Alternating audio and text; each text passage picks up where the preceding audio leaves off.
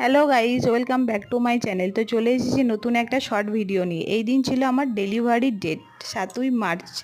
তো সকাল সকাল চান করে আমি রেডি হয়ে গেলাম, 7টার মধ্যে নার্সিংহোম যেতে হবে বলে। তো ঠাকুর প্রণাম করে নিলাম, মনের মধ্যে একটু ভয়ও ছিল।